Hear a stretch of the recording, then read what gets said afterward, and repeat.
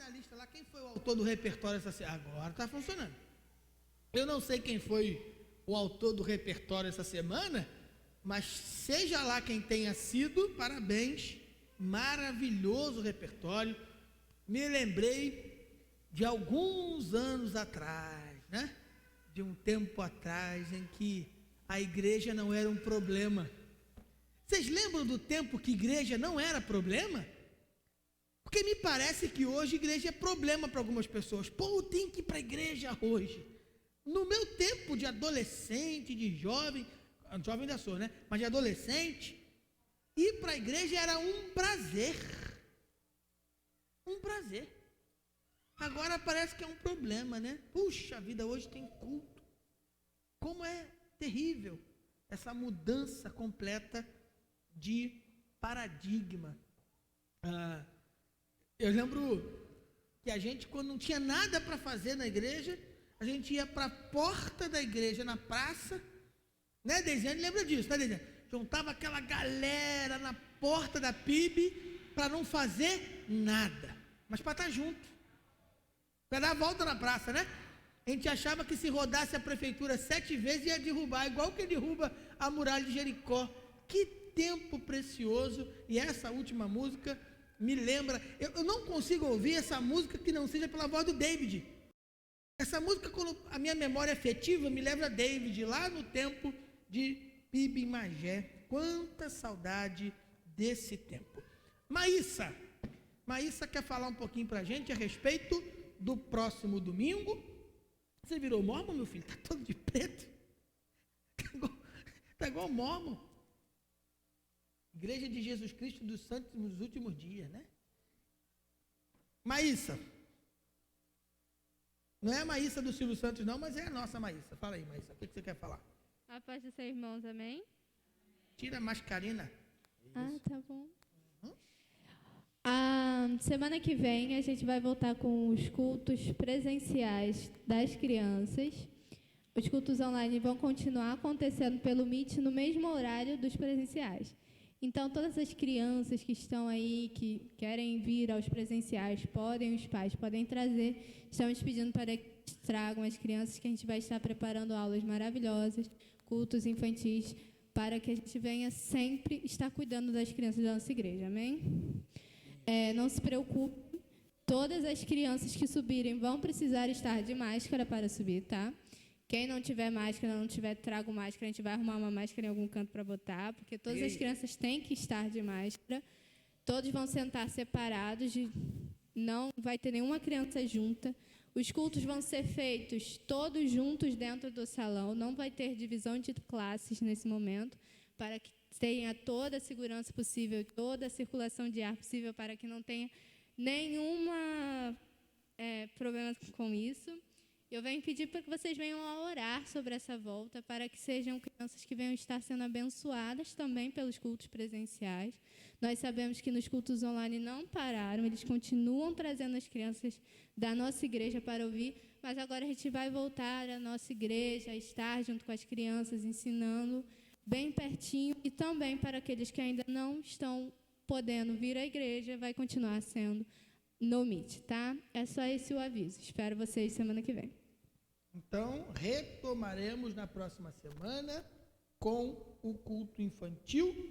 Na próxima semana também celebraremos a ceia do Senhor no culto da noite. Então, pessoal da Escala da Música aí, já fique sabendo que semana que vem celebraremos a ceia do Senhor. Eu mandei lá no grupo de vocês uma lista com um monte de música do cantor cristão, para a gente poder também ir pegando ali, né, outros hinos, para a gente poder fazer o cantor cristão numa roupagem diferente, voltar de maneira efetiva aos nossos cultos. Queridos, quero agradecer ao Levi e ao Marcelo, vice-presidente da igreja, e também ao William, porque na semana passada eu precisei me ausentar para pregar em outra igreja. Fui pregar na primeira igreja batista em Magé, e nessa ocasião os irmãos aqui me substituíram, tanto na direção do culto, quanto efetivamente na ministração da palavra. Fica a minha gratidão a esses irmãos, que também substituíram o Sérgio, que estava viajando, já voltou, né? Sérgio que tem sido sempre um substituto também nesse momento, na semana passada não pôde estar. Quero que os irmãos orem por algumas igrejas, né? Mas especificamente que orem pela Igreja Batista Primeira em Vila Olímpia, Igreja Batista Primeira em Santa Dalila e Igreja Batista Primeira em Magé. Esses 3 irmãos pastores morreram de Covid. Pastor Carlos Meneguzzi, na Igreja Batista Primeira em Vila Olímpia, a Igreja Batista em Santa Dalila, pastor Anderson, e na Primeira em Magé, o pastor Plínio, como os irmãos acompanharam. Então, orem por essas igrejas. Não bastasse ficar sem seu pastor, ainda fica sem seu pastor numa condição dessa, né, que já é assustadora por si. Então, orem por esses irmãos, por essas igrejas, para que Deus tão logo os abençoe com a chegada de novos obreiros para, assim, continuarem seus ministérios. Quero convidá-los a abrirem suas Bíblias na carta de Paulo aos Coríntios, capítulo 5, versículo 5. Enquanto você abre sua Bíblia, eu quero dizer, a primeira carta de Paulo aos Coríntios, capítulo 5, versículo 5. Enquanto vocês abrem suas Bíblias, quero dizer para quem está em casa que nós estamos, quem não está no templo, né, quem não veio ao templo hoje, perdeu um cultão. Hoje o culto foi muito bom. E a presença de vocês aqui, de alguns que nos ouvem de casa, dentro em breve já será possível, né? Nós já temos um grupo expressivo da igreja que já foi vacinado, ao menos com uma dose. Quem já foi vacinado com uma dose, pelo menos, da vacina? Olha só, quase que a totalidade dos irmãos, né? Alguns até com 2 doses já, e a gente tem espaço aqui o suficiente para mantê-los em segurança. Então, quem está em casa, está inseguro e puder e quiser vir, já é possível fazê-lo. Paulo, escrevendo aos Coríntios, capítulo 5, versículo 5, diz assim: porque mesmo quando chegamos à Macedônia, a nossa casa não teve repouso, a nossa carne não teve repouso algum. Antes, em tudo fomos atribulados, por fora combates, temores por dentro. Mas Deus, que consola os abatidos, nos consolou com a vinda de Tito, e não somente com a sua vinda, mas também pela consolação com que foi consolado por vocês, constando-nos as nossas saudades, o vosso choro, o vosso zelo por mim, de maneira que muito me regozijei. Que Deus nos abençoe, que Deus fale ao nosso coração. Eu costumo dizer aos meus alunos do seminário que um sermão que não possa ser repetido nunca deveria ter sido pregado. Um sermão que não pode ser pregado 2 vezes não merece ser pregado nenhuma vez. Eu já preguei nesse texto, aqui, salvíssimo me engano, mas já preguei nesse texto algumas vezes por onde passei. E por quê? Porque esse texto, ele ilustra um pouco daquilo que é o cristianismo, mas ele também é uma crítica àquilo que nós esperamos do cristianismo hoje. Temos falado sobre a oração na escola dominical, no culto de quarta-feira, na escola dominical hoje, excepcionalmente, né? No culto de quarta-feira, toda semana, falando sobre o que é a oração, por que nós oramos, qual é a importância da oração, qual é a eficácia da oração, em que a oração muda a nossa vida. Não é em que a oração muda as circunstâncias que vivemos, mas é em que a oração muda a nossa vida. O quanto que a oração é determinante para que sejamos capazes de alguma maneira subverter a ordem lógica das coisas. Quando tudo diz não, a oração nos encoraja a prosseguir, como diz a canção. É a oração que nos permite dar um passo além daquele passo que normalmente nós daríamos em condições normais de temperatura e pressão. E nós agora estamos vivendo numa fase extremamente perturbadora. O que nós convencionamos? Nós convencionamos viver numa cultura de autossatisfação. Ou seja, todos os esforços convergem para o nosso bem-estar. Todas as circunstâncias ou todas as situações tendem a convergir para o nosso bem-estar. Qual é o slogan de muitas igrejas e qual é o apelo de muitos púlpitos? Pare de sofrer.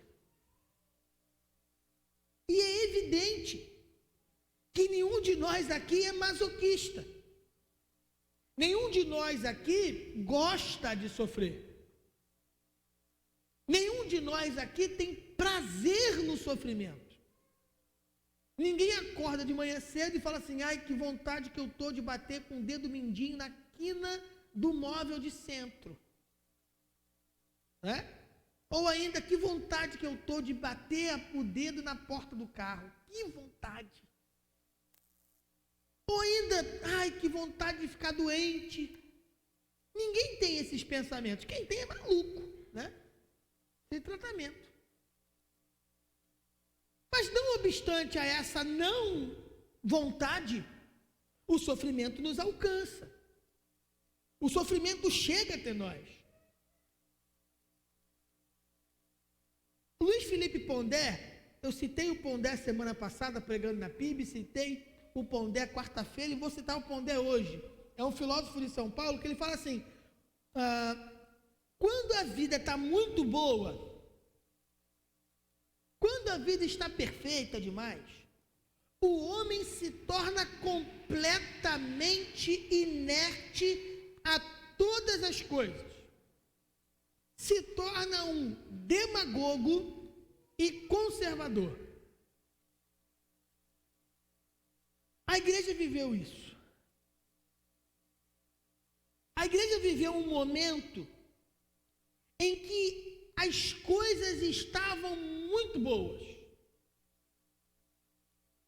Nunca nós crescemos tanto como nos últimos anos.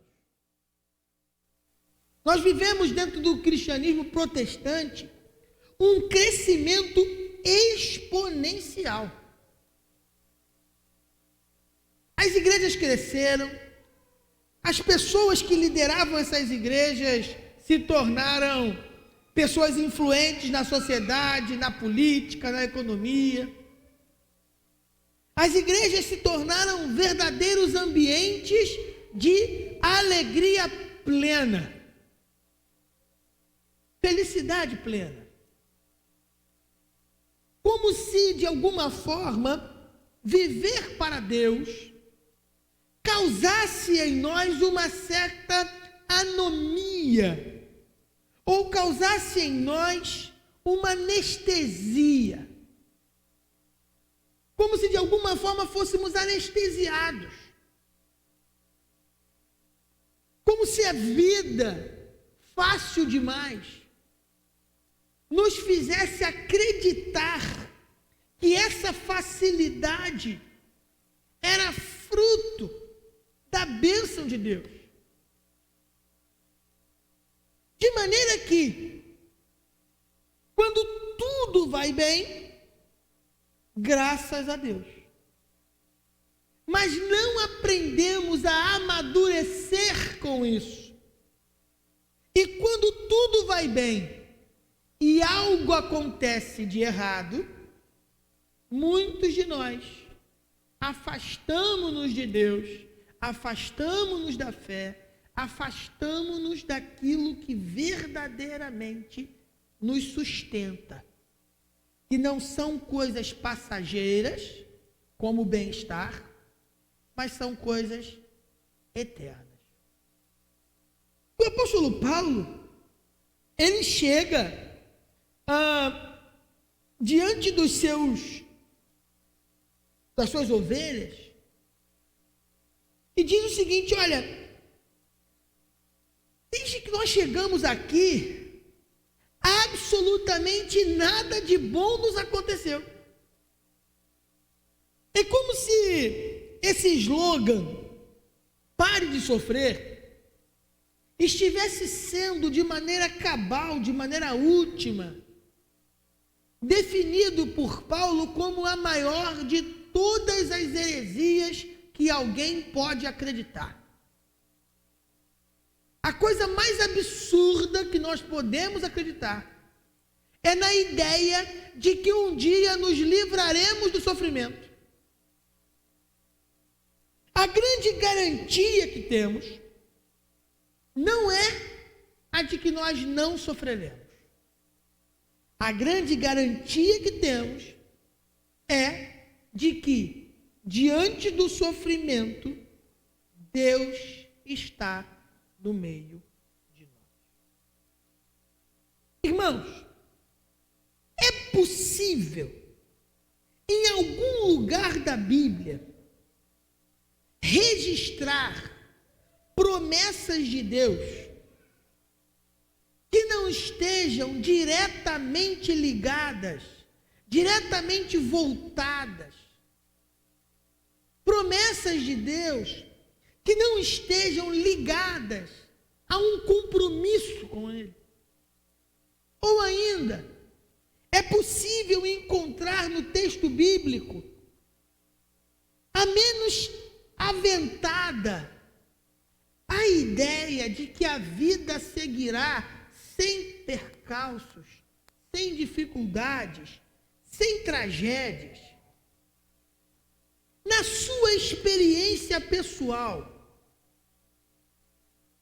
você em algum momento da vida deixou de sofrer de maneira plena? Desde que você conheceu a Cristo, todos os sofrimentos da sua vida foram retirados de você? É evidente que a resposta é não. Mas por que a resposta é não? Por que além de todas as coisas que nós já vivemos naturalmente, por que o sofrimento nunca deixou de fazer parte da vida do homem? Por que o sofrimento ainda faz parte da vida do homem, mesmo quando este homem está completamente envolvido com Deus? Por que mesmo diante do Santo dos Santos, ou ainda mesmo cantando Maranata, Cristo, Alfa, Ômega, aquele que vem, aquele que é todo poderoso, mesmo que diante de todo o poder de Deus, nós não somos plenamente poupados das dores humanas? A resposta é muito simples. Porque a nossa felicidade não está relacionada a padrões humanos. Porque se fôssemos mensurar a felicidade a partir de padrões humanos, Deus teria fracassado. Mas nós cremos que Deus não fracassou. Amém? Não me convenceram, não. Eu vou repetir. Nós cremos que Deus não fracassou. Foi forçado, o senhor viu que foi forçado. Resolva com ele depois. A nossa felicidade não está relacionada a bem-estar. A nossa felicidade está relacionado a estar bem. Entenda isso. A nossa felicidade não tem nada a ver com bem-estar. A nossa felicidade tem a ver com estar bem. Lembra que eu tenho dito isso sempre. Não digo que vai dar tudo certo, mas eu tenho certeza que mesmo se tudo der errado, vai ficar tudo bem. Porque é Ele que aquieta a nossa alma. O apóstolo Paulo aqui, ele apresenta exatamente isso nesse texto. Ele fala exatamente isso. Olha como é que ele começa o texto. Desde que chegamos da Macedônia, a nossa carne não teve repouso nenhum. E ele continua. Pelo contrário, em tudo fomos atribulados. Consegue entender a dinâmica disso? Olha o que ele está dizendo. Olha, a nossa carne, desde que chegamos, não teve repouso nenhum. Pelo contrário, em absolutamente tudo, fomos atribulados.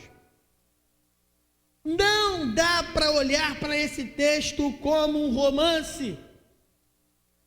Tem gente que olha e fala assim, ai, que lindo o apóstolo Paulo. Sofreu tanto. Olha que exemplo maravilhoso do apóstolo Paulo. Sofreu tanto. Dá até vontade de chorar, de ver Paulo. Não. Esse texto não é um texto romântico. Não é um romance no sentido literário, ou seja, não é uma fantasia.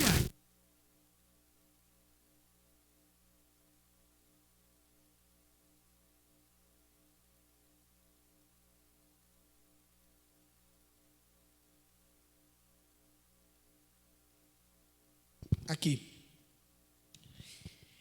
Esse texto não é um texto de romance, no sentido literário. Romance é aquela história contada. Não podemos olhar para esse texto como um mero espectador. Não podemos pensar nesse texto como quem está pensando num romance qualquer de novela de televisão. Esse texto é um convite. O apóstolo Paulo está nos fazendo um convite. Olha o que diz o texto. Não tive repouso nenhum. E olha mais interessante. Quais tipos de repouso que Paulo deixou de ter? Quais são as tribulações que o apóstolo Paulo diz ter tido? Abra sua Bíblia em 2 Coríntios capítulo 12.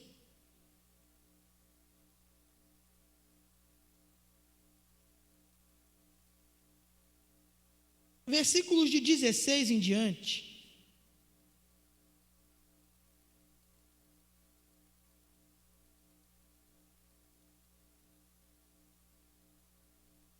E olha o que o apóstolo Paulo diz.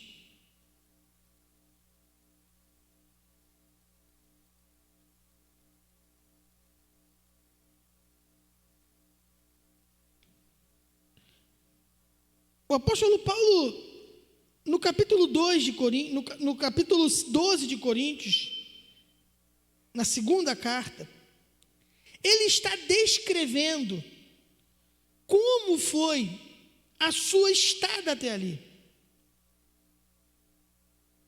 Apanhei por engano. Apanhou por engano.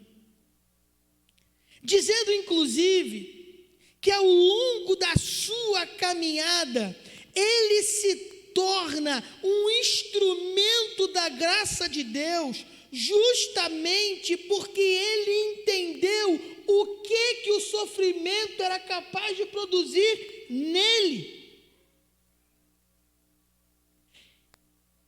ele consegue compreender que a instrumentalidade de Deus na sua vida e no seu ministério só foi possível porque ele aprendeu a lidar com os sofrimentos da vida. Só é possível, meus amigos, caminhar com Deus compreendendo sua vontade e submetendo-se a ela, se a gente conseguir entender que o sofrimento faz parte da nossa vida e que ele precisa ser combatido não com as nossas forças, mas combatidos na dependência do Senhor. O apóstolo Paulo fala que de dentro dele vinham lutas, temores, medos. E foi justamente lidando com esses medos, com esses temores, com esses pavores, que ele compreendeu a necessidade de caminhar em Cristo, por Cristo e para Cristo, para que a vida dele fosse de fato útil ao reino de Deus. E eu estava falando aqui do tempo em que a igreja não era um problema. Vocês já ouviram essa frase, né? Puxa vida, hoje tem culto, né? Agora, com esta facilidade do culto online, ainda bem que tem como assistir o culto depois. Eu nem vou assistir na hora, não, deixa para assistir depois. Ou ainda, nem precisamos mais ir na igreja, né? E a tendência, meus amigos, é que a gente caminhe para um lugar em que o templo, a reunião, o encontro, o olhar no olho do outro, o sofrimento do outro, partilhar a dor do outro, partilhar a necessidade do outro, partilhar a oração com o outro, será algo completamente obsoleto. Coisa de gente velha. Vocês vão na igreja ainda presencialmente? Gente, é só assistir o culto pela internet. A gente vai ver isso. A minha geração vai ver isso. Para que vai na igreja, gente? É só assistir o culto depois, não é a mesma coisa? Porque o sofrimento que este período histórico que vivemos nos trouxe, esse sofrimento parece que não nos fez aprender absolutamente nada.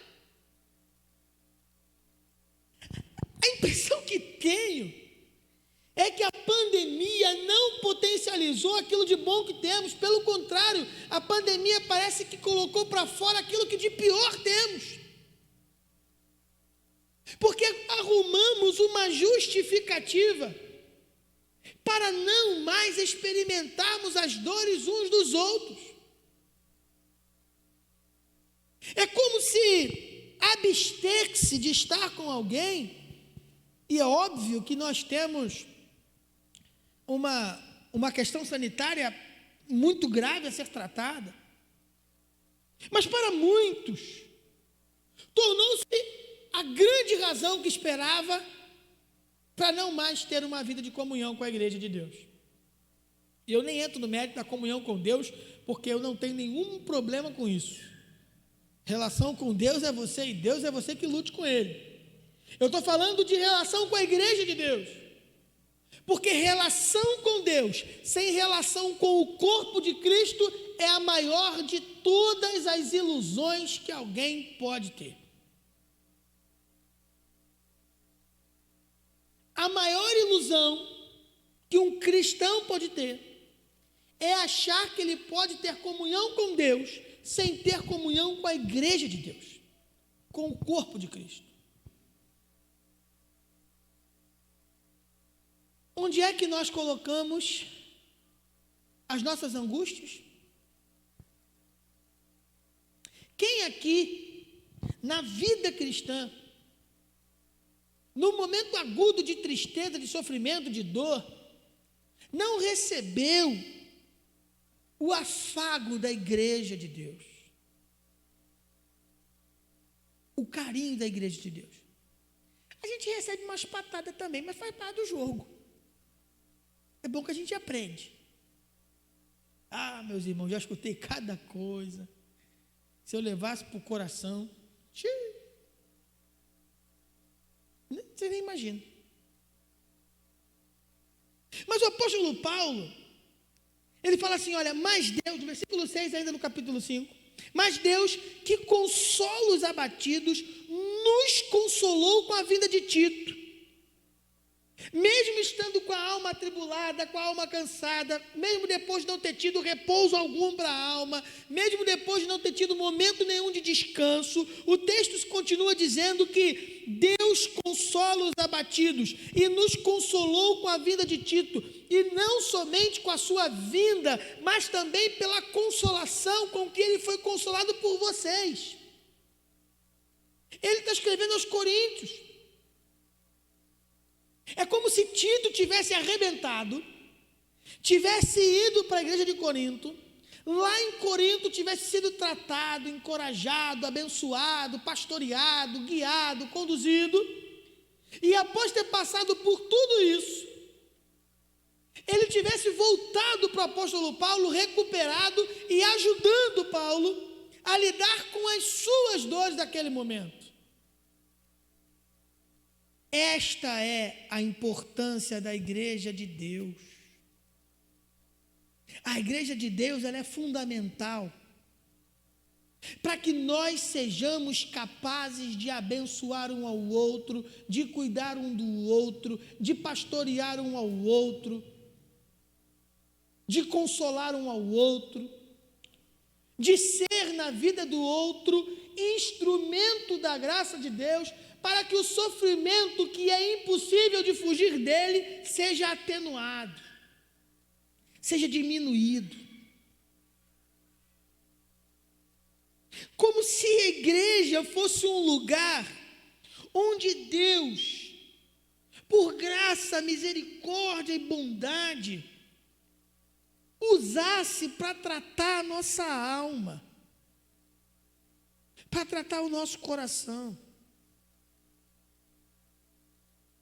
Por isso que é tão importante estarmos juntos. Por isso que, à medida em que a gente for tomando a vacina, que a gente for podendo juntar mais, à medida em que o perigo for diminuindo, nós vamos retomando nossas atividades. Em agosto voltaremos com o culto de quarta-feira. Voltaremos até o final do ano com a EBD domingo de manhã. Não porque nós precisemos de templo, não porque nós precisemos de estrutura, não porque nós precisemos de lâmpada, de cadeira, de banco, mas porque nós precisamos uns dos outros. O cristianismo é a única religião que não tenta te aproximar de Deus. O cristianismo é a religião em que Deus se aproxima de nós para que sejamos capazes de nos aproximar do outro. Qual é o primeiro mandamento? Quem está na EBD? Qual é o primeiro mandamento? E qual é o segundo? Igualmente a este, o outro semelhante a este, é o seguinte: ama quem? Ame ao próximo como a ti mesmo. Irmãos, para o Islã, para o judaísmo e para outras religiões, muitas que eu poderia citar aqui, o grande legado delas é tentar fazer você chegar até Deus. E se para você chegar até Deus, você tiver que pegar um avião e explodir 2 torres gêmeas, vale. Se para chegar até Deus você tiver que parar com um carro-bomba na porta de um estádio ou dentro de um metrô e explodir, vale. Porque enquanto essas religiões, Deus é uma finalidade, para o cristianismo Deus é o caminho. Eu sou o caminho. Eu sou a verdade, eu sou a vida, e ninguém vem ao Pai se não for por mim. Cristo é o caminho. Mesmo estando diante de crises, mesmo estando diante do sofrimento, mesmo estando diante de tribulações, e o texto diz que não teve repouso nenhum, que não passou por nenhum momento de repouso, pelo contrário, foi abatido, esmagado, e haja vista as coisas que Paulo passou, naufrágios, picada de cobra, coça, prisões, mesmo diante de tantas circunstâncias adversas, o apóstolo Paulo não perdeu a ternura de ver no outro a face de Deus. O apóstolo Paulo não perdeu a ternura de ver no seu semelhante a imagem do Deus vivo. O apóstolo Paulo não perdeu paixão por pessoas.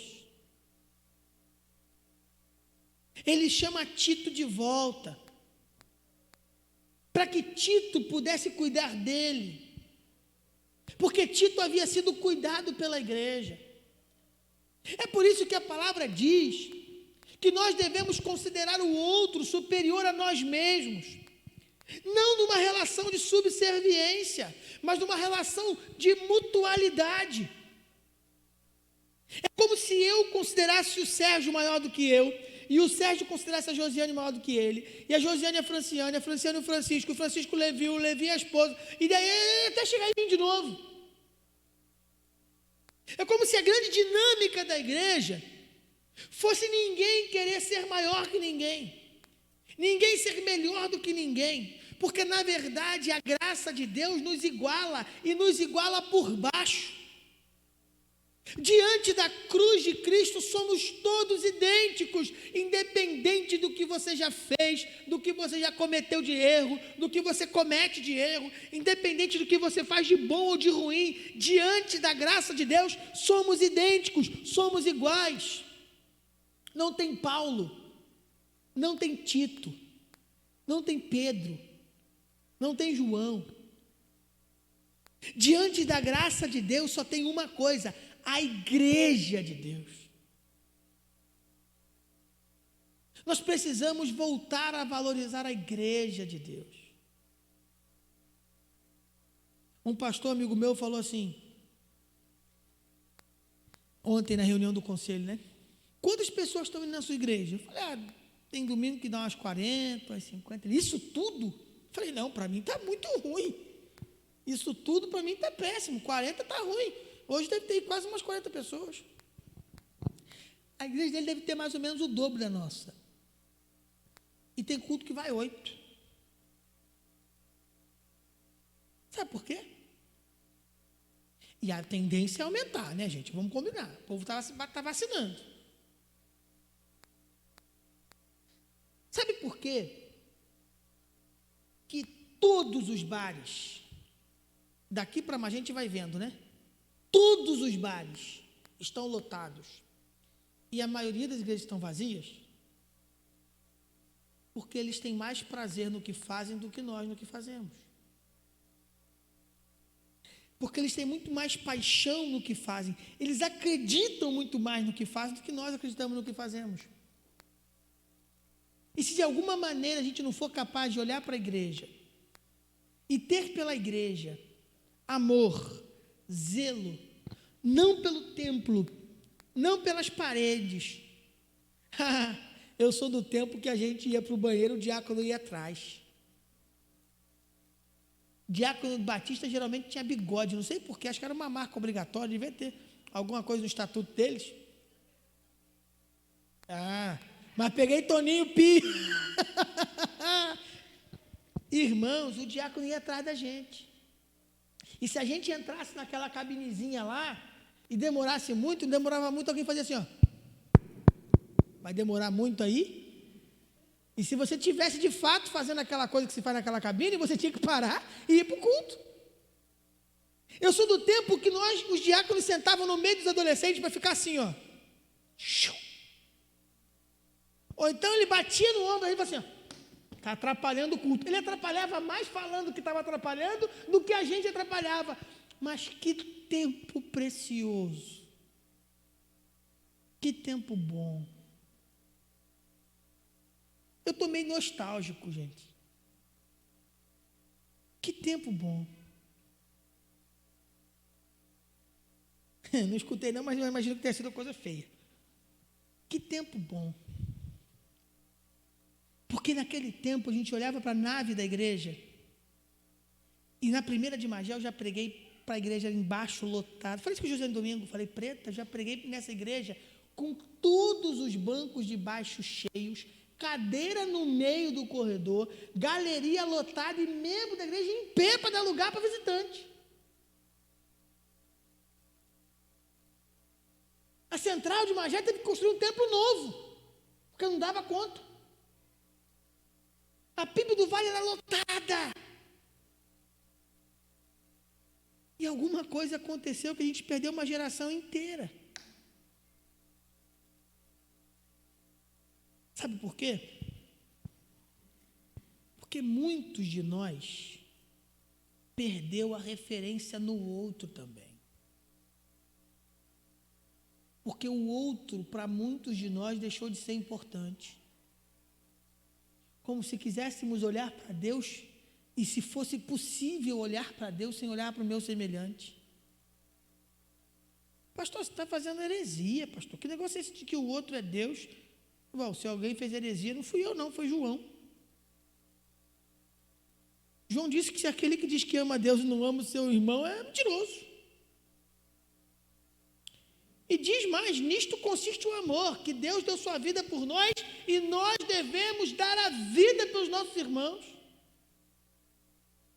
Só é possível viver a ideia de Deus para a igreja se a gente for capaz de olhar para o nosso irmão e ver nele fonte, inspiração do amor, do cuidado, da graça e da bondade de Deus. Foi isso que Paulo fez. No pior momento da sua vida, no momento de sofrimento, de dor, de tristeza, no momento de choro, no momento em que a carne não tinha mais nenhum lugar de repouso, pelo contrário, no momento que ele estava sendo completamente atribulado pela vida, pelo sofrimento da vida, foi na igreja de Deus que ele encontrou repouso. Mas Deus, que consola os abatidos, nos consolou com a vinda de Tito, e não somente com a vinda de Tito, mas também pela consolação com que ele foi consolado por vocês, constando-nos a saudade que vocês têm de nós, constando-nos o choro que vocês derramam por nós, o zelo que vocês têm por nós, de maneira que eu muito me regozijei. Meu irmão, vou fazer algumas perguntas para você. Você está com saudade de alguém que frequentava a igreja e que parou de frequentar? Você sente saudade? De verdade? Falta?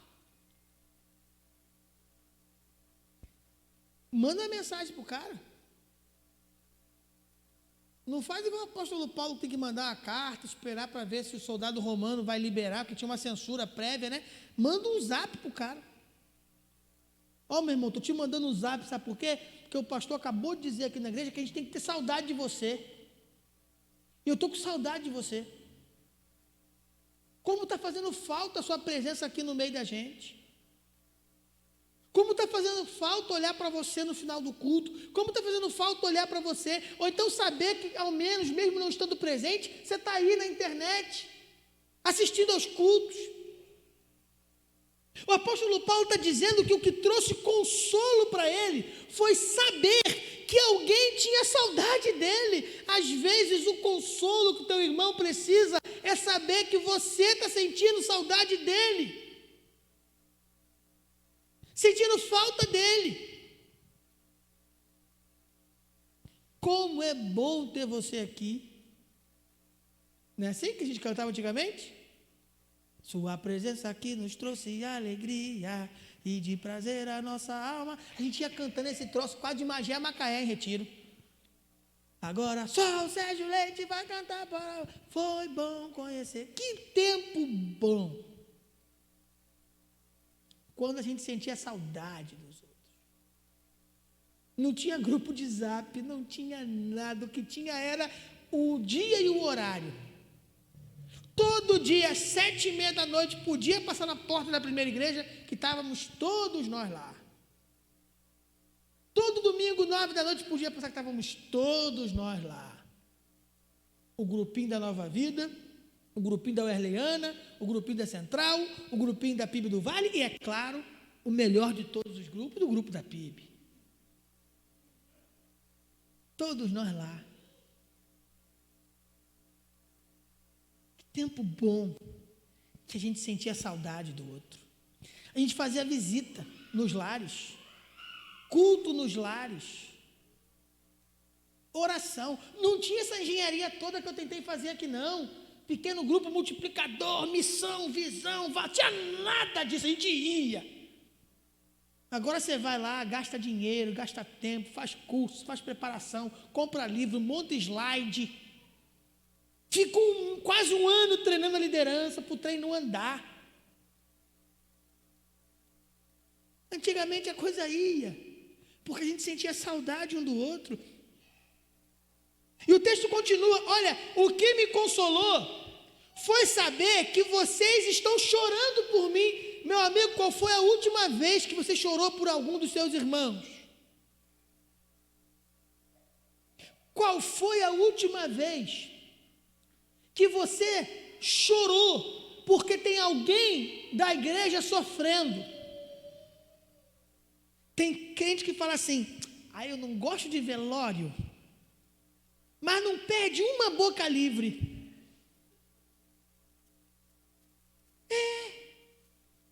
Não, odeio defunto, mas adora bolo de aniversário. Isso é um passo para a incredulidade. Se a dor do teu irmão não for capaz de te fazer chorar, parceiro, alguma coisa errada contigo. Se você não for capaz de chorar diante da mazela, do sofrimento de alguém, olha o que o apóstolo Paulo está dizendo. O que me consolou foi saber que quando eu estava chorando aqui, vocês também estavam chorando aí. Às vezes não tem nada para fazer, meu amigo. Às vezes é só chorar junto mesmo. A gente chega em velório, né? E eu, quando era seminarista, eu achava assim, a gente tem que ter todas as respostas. Então, a gente tem que chegar no velório e logo sair consolando todo mundo. A gente faz cada pergunta idiota, como, por exemplo, está tudo bem com você? A mãe do cara está ali, o marido, a esposa, o filho. Como é que você está? A resposta é, estou ótimo, você não está vendo? Mas já experimentou chegar num lugar desse? E quem já passou por momentos desses comigo sabe que eu falo assim, olha, não tem nada para te falar. Só vim te abraçar. Só vim chorar com você. Porque muitas vezes saber que o seu choro existe, consola alguém. Você sabe de alguém que está chorando? Manda um zap para ele. E fala assim, olha, o seu choro é o meu choro. A sua tristeza é a minha tristeza. O seu sofrimento é o meu sofrimento. Não vai mudar nada, mas nós estamos juntos nesse negócio. Fala mais. Olha, vocês têm zelo por mim. Você tem zelo pelas pessoas? Você tem zelado pelas pessoas? Ou você é um daqueles que quando um desbica, você desbanda? Ou quando alguém desbanda, você desbica? Você é um pacificador? Ou você é o do que bota a gasolina quando o fogo está começando a pegar? Você tem zelo pela igreja de Deus? Você tem zelo pelos seus irmãos? Você tem zelo pela sua liderança? Ou você é um dos que se junta para falar mal do seu pastor? Eu sei que fala. Se não fala, alguma coisa está errada, gente. Todo mundo fala mal do pastor, por que não vão falar mal de mim? Alguma coisa está errada. Você é um dos que protege a igreja? Ou você é daquele que fala assim, é assim mesmo, a Memorial sempre foi assim. Olha, eu estou lá esse tempo todo, mas sempre foi assim. Né, Maitê? Tem a Maitê que é novinha, sabe? Você é dos que zela? Ou você é dos que taca fogo na floresta? Que quanto mais fumaça, melhor. Tem que falar mesmo. Na comunidade não dura nada, né, Léia? Para quem não sabe o que é isso, depois a Léia vai dar uma palestra sobre essa frase que é dela. Ficamos no retiro 4 dias e 4 noites ouvindo essa frase em 5 minutos. Na comunidade não dura nada.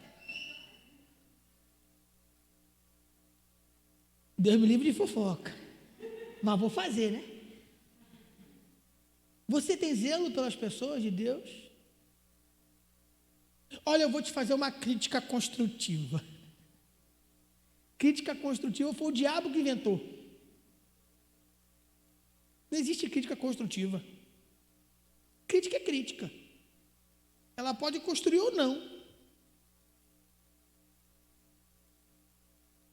Olha, hoje foi uma bênção o culto, mas você viu aquela hora que aconteceu isso assim? Às vezes o pessoal fala assim para mim no louvor, né?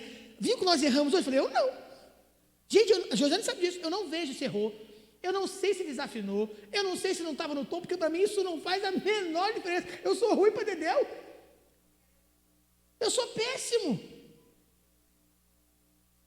Eu sou horroroso.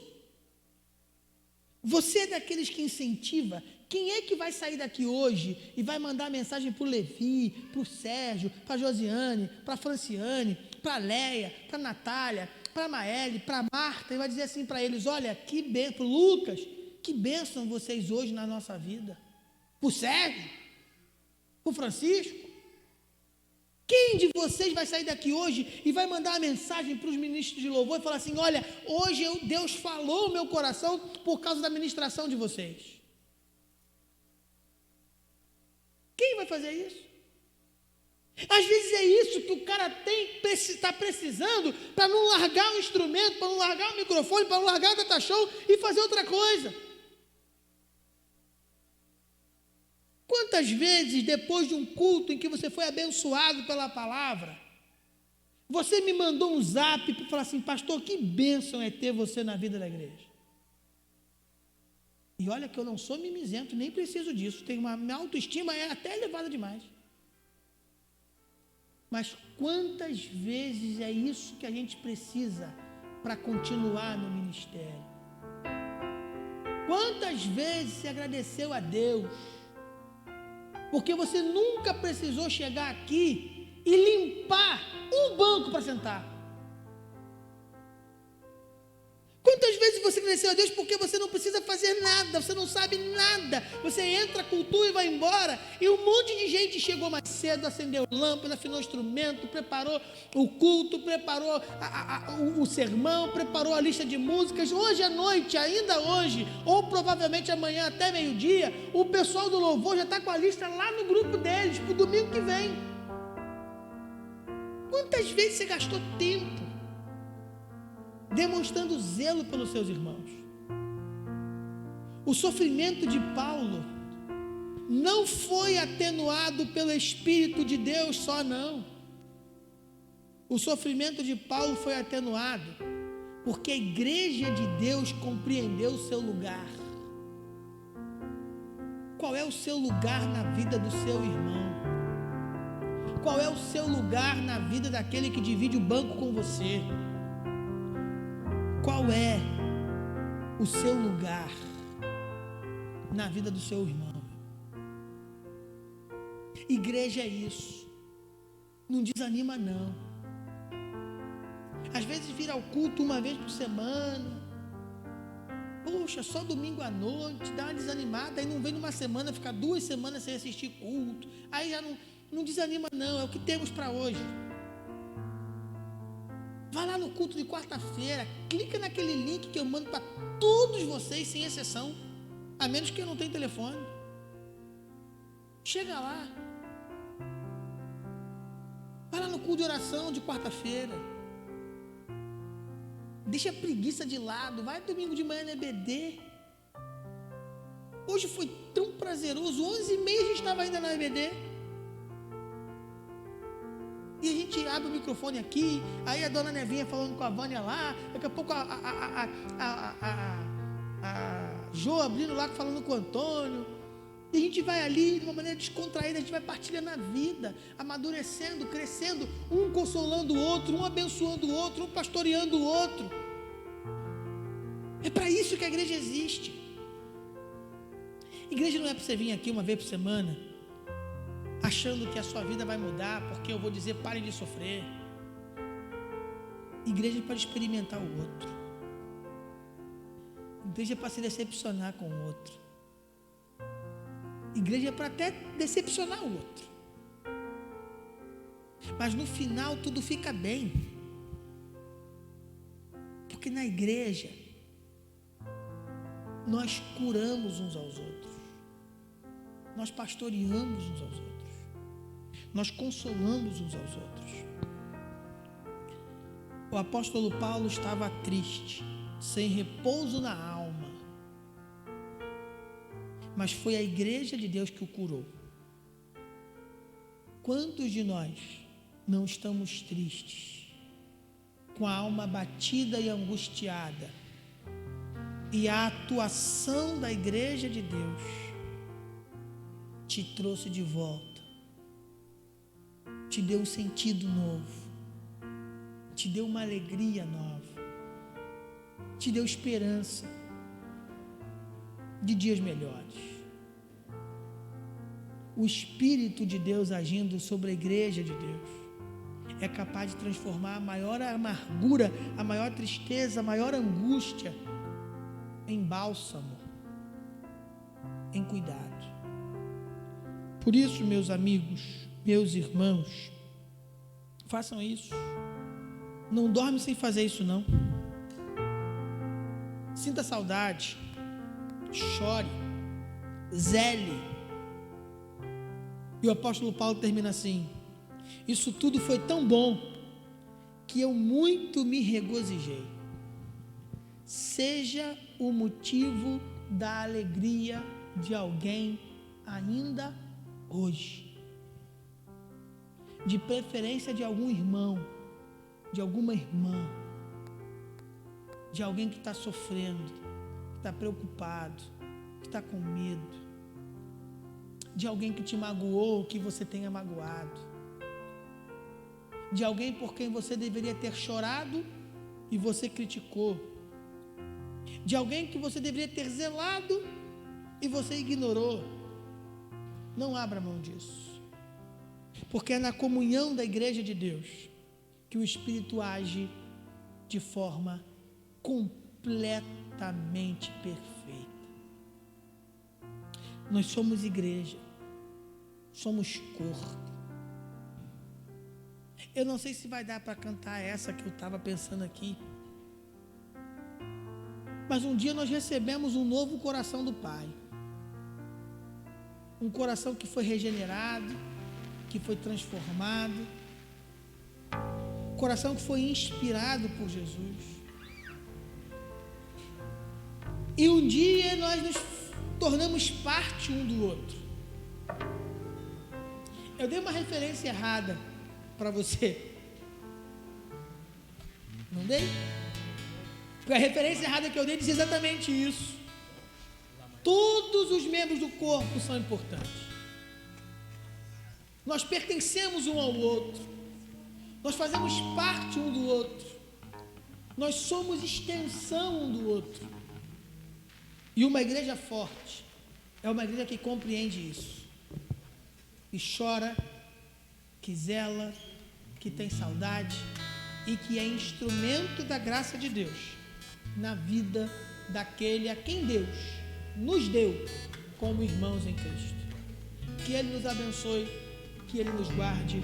Fique de pé, vamos cantar ao Senhor. Essa música não é música para cantar de olho fechado. Essa música não é música para você pensar. É música para você cantar olhando para o seu irmão, olhando para as pessoas que estão perto de você, olhando, nem que seja para a nuca, mas olha para ele, olha para o seu irmão e canta para ele o quão é precioso fazer parte desse corpo. Recebi um novo coração do Pai, coração ingênuo.